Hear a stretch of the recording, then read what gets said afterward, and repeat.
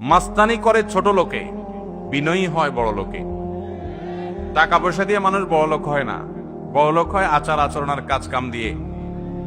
আপনি কি বড় ঘরের মানুষ নাকি ছোট লোক, এটা আপনার আচরণ দ্বারা প্রমাণ হবে। আপনি যদি মাস্তানি মাতবরি করেন, মনে রাখবেন পৃথিবীতে কুকুরের চাইতে বড় মাস্তান কম আছে।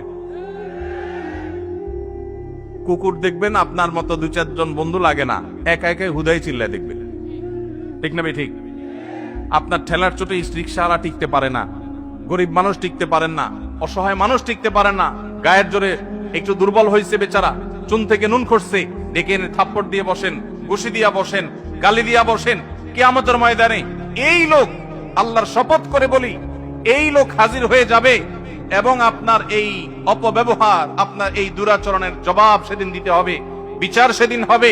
আল্লাহ তাআলা বলেছেন, ওমাইয়ামাল মিসকালা যাররাতিন শাররান ইয়ারাহ, যারা পরিমাণ খারাপ কাজ করবেন মুখোমুখি হইতে হবে তার পরিণামে। এজন্য মাহফিল থেকে শিক্ষা নিয়ে যাব যে কোনোদিন কাউকে কষ্ট দেব না ইনশাআল্লাহ, কারোর কষ্টের কারণ হব না ইনশাআল্লাহ, কোনোদিন কারোর কষ্ট দেব না। পারলে উপকার করব, না পারলে চুপ থাকবো। শরীরে ভাব আসলে নিজের মনকে বলবো এ ভাব দূর হইতে সময় লাগবে না, দূর হইতে সময় লাগবে। যুবক ভাইরা, এগুলোর মধ্যে আপনাদের জন্য বার্তা আছে। দুই চারজন বন্ধু বান্ধব একসাথে হলেই শরীরে একটু ভাব আসে, আসেনি?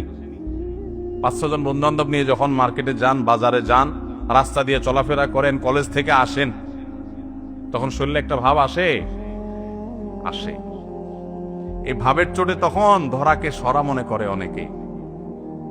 চুন থেকে নুন খসলেই এই বেটা এদিকে আয়, আছে না নাই?